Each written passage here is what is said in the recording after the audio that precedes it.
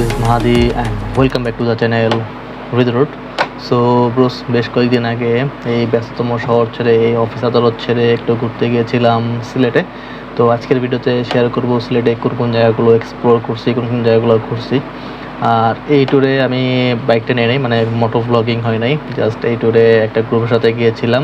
কোন গ্রুপের সাথে সেটা নাম না বললি, বিকজ ফেসবুকে আপনারা স্ক্রলিং করলে অনেক ট্রাভেল এজেন্সি দেখতে পারবেন, যেগুলো আর কি সব ট্রাভেল ট্যুর নিয়ে কাজ করে আর কি। সো একা যাইনি, সাথে 3টা ফ্রেন্ডকে নিয়ে গেছিলাম, ইমু, জামিল, গালিব আর হচ্ছে একজন কলিগ সুজয় ভাইকে নিয়ে গেছিলাম। এই 5জন আমরা সিলেটের বেশ কয়েকটা জায়গায় একদিনে ঘুরে ফিরে দেখছি। কোন কোন জায়গাগুলো ঘুরে ফিরে দেখছি বা কী কী এক্সপ্লোর করছি, কী কী এক্সপিরিয়েন্স গেদার হয়েছে, সব কিছু ইনশাল্লাহ আজকের এই ভিডিওতে শেয়ার করার চেষ্টা করব। আর যেহেতু মোটো ব্লগিংয়ে যাই নাই, তাই চেষ্টা করব ভিডিওটা ভয়েস ওভার দিয়ে এবং মাঝে মাঝে আপনাদের সামনে এসে এক্সপিরিয়েন্সগুলো শেয়ার করার জন্য। তো বেশি কথা আর এখানে না বলি, মূল ভিডিওতে শুরু করি এবং কী কী এক্সপিরিয়েন্স শেয়ার করছি এগুলো আপনাদের সামনে শেয়ার করি। আমাদের জার্নিটা শুরু হয় রাতের বেলায়, ঠিক রাত 11টার সময় আমরা বাসে চেপে ঢাকা ত্যাগ করে আমরা সিলেটের উদ্দেশ্যে রওনা হই। আর ভোর 6টার সময় আমরা সিলেটে পৌঁছাই এবং পৌঁছে আমাদেরকে প্রথমে ব্রেকফাস্টের একটা ব্রেক দেওয়া হয়, এবং ব্রেকফাস্টটা তেমন একটা ভালো ছিল না। ব্রেকফাস্টের আইটেম হিসেবে ছিল খিচুড়ি এবং মুরগির মাংস। খিচুড়ি ঠিকমতো সিদ্ধ না হওয়ার কারণে খেতে বেশ কষ্টই হচ্ছিল, আর মাংসের পরিমাণ এতটাই নগণ্য ছিল যে এটা নামমাত্র বলা যায়। তো বলা চলে যে খিচুড়ির সাথে মুরগির ঝোল দিয়ে খেয়ে কোনো মতে খেয়ে ব্রেকফাস্টটা আমরা করলাম। যাই হোক, ঘুরতে আসছি, খাওয়া দাওয়া হচ্ছে মোক্ষম বিষয় না, মোক্ষম বিষয় হচ্ছে ঘুরে ফিরে দেখা। তো এরপরে আমরা খাওয়া দাওয়া শেষ করে আমরা চলে যাই মালনীছড়া চা বাগানের উদ্দেশ্যে। আর মালনীছড়া চা বাগানটা হচ্ছে সিলেট এয়ারপোর্টের ঠিক পাশেই, কোল ঘেঁষেই, বাউন্ডারি ঘেঁষে হচ্ছে মালনীছড়া চা বাগান। তো আমাদেরকে ঘুরে ফিরে দেখার জন্য 1 ঘন্টা সময় দেওয়া হয়। তো বাস ছেড়ে আমরা চা বাগানের ভিতরে অগ্রসর হতে থাকি, এবং চা বাগানের ভিতরে আমরা যতই যেতে থাকি ততই আমরা মুগ্ধ হতে থাকি। এক মনোরম পরিবেশের সাক্ষী আমরা হতে থাকি। আপনি যখন শহরের কোলাহল ছেড়ে এরকম শান্তির একটা জায়গায় যাবেন, তখনই আপনি টের পাবেন যে সুখ জিনিসটা আসলে কী। তো যাই হোক, মালনীছড়া এই চা বাগানের এরিয়া অ্যাপ্রক্স 1500 একর এর মতো, এবং এই মালনীছড়া চা বাগানটা হচ্ছে সিলেটের সবচাইতে পুরাতন আর সবচাইতে বড় চা বাগানগুলোর মধ্যে একটা।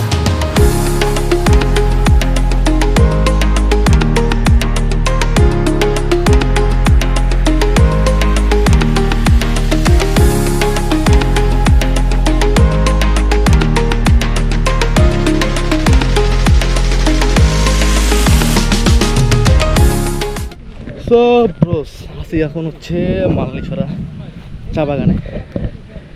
পিছনে হচ্ছে ভিউ আর সামনে পাহাড়।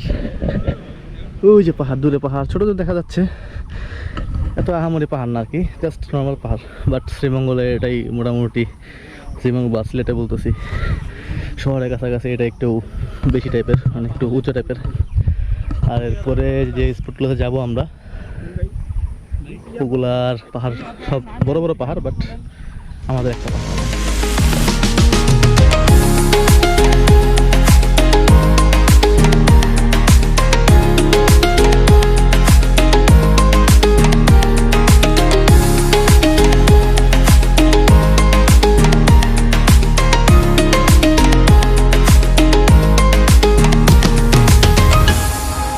মালনীছড়া চা বাগান দেখা শেষ করে আমাদের পরবর্তী গন্তব্য রাতারগুল সোয়াম্প ফরেস্টের দিকে আমরা রওনা হই।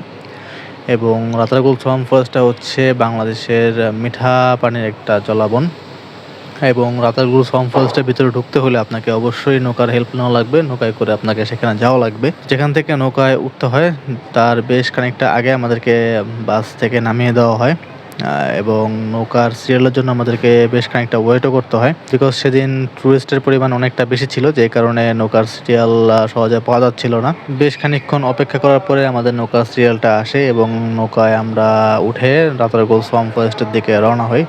আর এখানে বলে নেওয়া ভালো, একটা নৌকাতে 6 জনের বেশি উঠতে দেওয়া হয় না, যেহেতু নৌকা ছোট এবং নৌকা বৈঠা দিয়ে বেয়ে নিয়ে যেতে হয়, যেই কারণে 6 জনের বেশি ওঠা নিষেধ। 6 জনের বেশি উঠতে পারবে না। এই সোয়াম্প ফরেস্টটা বেশ খানিকটা ভিতরের দিকে, যে কারণে নৌকায় চড়ে আপনাকে আরও 10-15 মিনিট নৌকায় চড়ে যেতে হবে।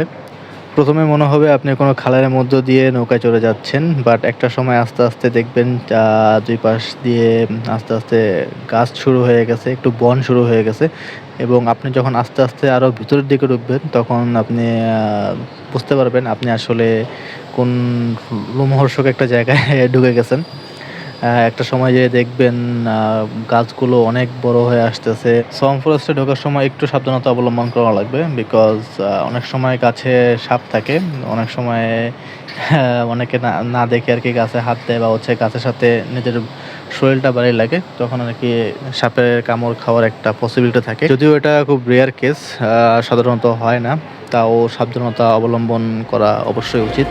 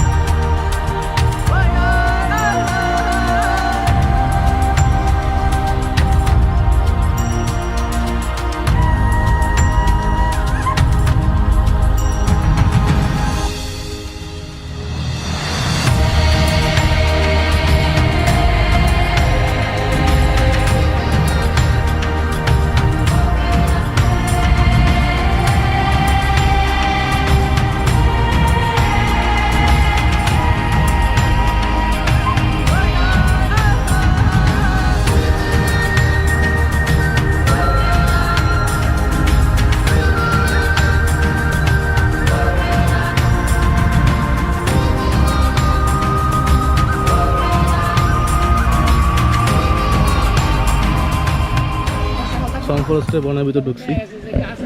এই যে সোয়াম্প ফরেস্ট, আমাদের নৌকা নামাই দিছে হচ্ছে ওইখানে নৌকা নামাই দিছে। এখান থেকে দেখা যাচ্ছে কিনা, ওই যে দেখা যাচ্ছে বোট কাটটা। তো আমরা এখন এই দিক ঘুরা তারপর হচ্ছে অন্য দিকে যাবো। তোমাদের সাথে হোস্ট ভাইও আছে, প্যারা নাই। তো ব্রোস, আমরা এখন আছি রাতালগুল সোয়াম্প ফরেস্টে, আর এই যে পিছনে হচ্ছে সোয়াম্প ফরেস্ট। আমরা এখন বনের ভিতরে নামছি আর কি। আমার সামনে আর কোনো পথ নাই, এদিকে একটু যাওয়া যাবে কিন্তু সাপের একটা ভয় টয় আছে, বিষাক্ত সাপ টাপ থাকে আর কি, তো এই জন্য আর কি ওদিকে যাবো না। আর হচ্ছে বর্ষাকালে নাকি এদিকে আরও পানি হয়, তখন আর কি 20 থেকে 22 ফিটের মতো পানি চলে আসে, তখন এগুলো একদম পুরা পানিতে ভরা থাকে, তখন আরও সুন্দর লাগে।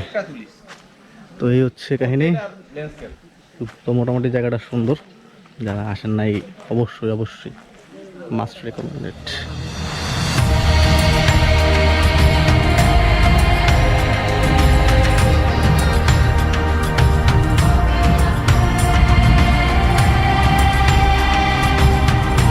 তো রাতারগুল সোয়াম্প ফরেস্ট ঘোরাঘুরি শেষ করে আমাদেরকে এরপরে নিয়ে যাওয়া হয় ভোলাগঞ্জে, আর ভোলাগঞ্জে আমরা ঘুরি হচ্ছে সাদা পাথরে। আর ভোলাগঞ্জে আমাদেরকে যেখানে নামিয়ে দেওয়া হয় সেখান থেকে স্পটটা একটু বেশ খানিকটা দূরে, সেখান থেকে আবার নৌকাতে করে স্পটে যাওয়া লাগে। এরপরে আমরা ভোলাগঞ্জে বাস থেকে নেমে দুপুরে লাঞ্চটা করে নেই, এবং লাঞ্চটাও আহামরি মানে সকালে নাস্তা থেকে লাঞ্চটা আরো বেশি মজা ছিল, বিকজ ভাতগুলো সিদ্ধ হয় নাই এবং মাংসের টুকরা ছিল খুব ছোট ছোট।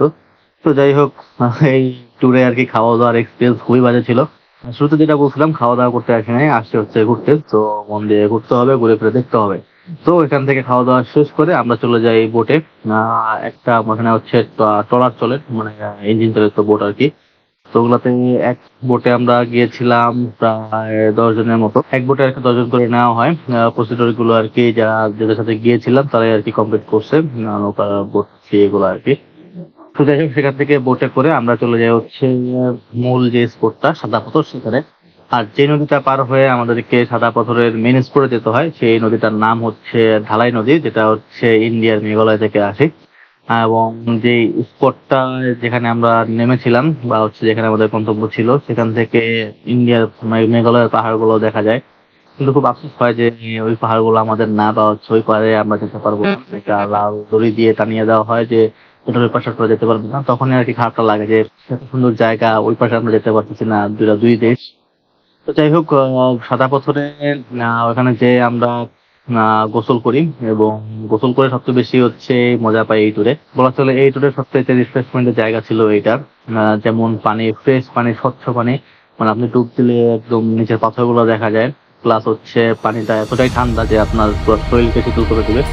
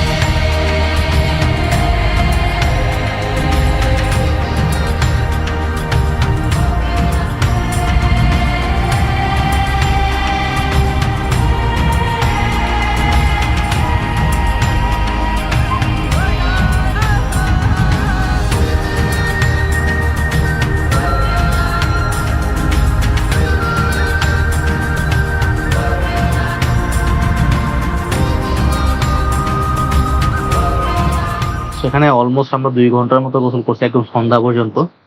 তো গোসল শেষ করে আমরা সন্ধ্যার সময় এখান থেকে ব্যাক করি, আবার নৌকাতে করে আবার হচ্ছে যেখানে আমাদেরকে আমাদের বাস ছিল সেখানে আমাদেরকে আবার চলে আসতে হয়। তো সেখানে চলে এসে প্রায় পরে হচ্ছে আমরা রাত্রেবেলা ওইখান থেকে ব্যাক করে সিলেটের মাজারে চলে আসি। মাজারে দেখানোর মতো তেমন কিছু নাই আর কি, অনেক অ্যাক্টিভিটিস দেখছি সেখানে যেগুলো আর কি শেয়ার করতে চাচ্ছি না। তো যাই হোক, সেই মাজার দেখে আমরা রাতে ডিনারটাও করে ফেলি এবং ডিনার শেষ করে আমরা হচ্ছে আবার রাতের বাসে ঢাকার উদ্দেশ্যে ব্যাক করি এবং সকালে আমরা ঢাকায় পৌঁছাই। আর মেন কথা হচ্ছে যাওয়ার দিন অফিস শেষ করে বাসে উঠছিলাম এবং আবার ঢাকায় এসে নেমে বাস থেকে নেমে আবার সেই অফিসে করতে হয়েছে, মানে অফিস থেকে ট্যুরে গেছি, ট্যুর থেকে আবার অফিসে ঢুকছি।